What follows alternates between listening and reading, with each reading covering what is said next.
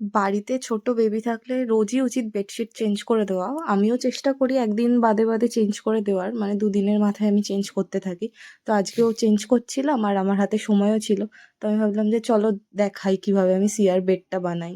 তো ওর অ্যাকচুয়ালি নিজের দুটো কম্বল আছে, মানে শীতের জন্যই, গরমে ওকে কাঁথা দিতাম।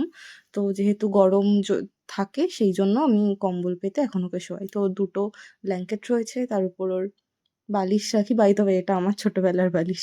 আর কোল বালিশগুলো মা নতুন বানানো করিয়েছে। তো কোল বালিশ রাখি, আর ওই ব্ল্যাঙ্কেটটা, ছোট্ট ব্ল্যাঙ্কেটটা ওর, বড় ব্ল্যাঙ্কেটটা ওর, শীত বুঝে ওর গায়ে দেওয়া হয়। তারপর আমি ওর মাথার কাছে একটা টুপির মধ্যে ওর সমস্ত মোজা, হাত মোজা, এগুলো রেখে দিই যদি বাই চান্স রাতে লাগে। তারপর কাঁথা থাকে কিছু, ওর মাথার কাছে রেখে দিই কাঁথাগুলো। ওগুলো হচ্ছে মেইনলি যদি রাত্রেবেলা আমাকে ওকে চেঞ্জ করাতে হয়।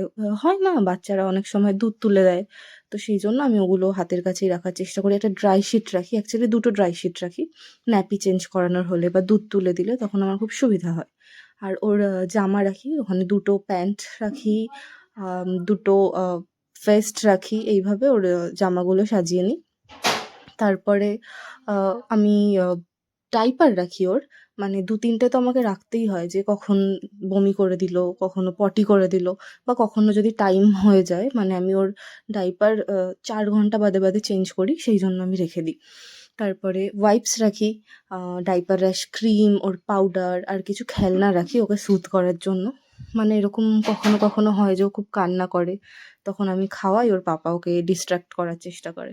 এই যে আমার বিছানা রেডি, আমি আমার সিয়া বেবিকে শুইয়ে দিয়েছি, দেখো কত খুশি আছে ও।